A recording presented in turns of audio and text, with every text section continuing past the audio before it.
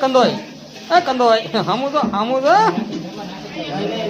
એ વાંથી હોય છેલ્લે આ મેન કંદોય આ બધું એનો સ્ટાફ છે કોઈને પણ આવું કાર્ય કરવું હોય તો કોન્ટેક કરો હો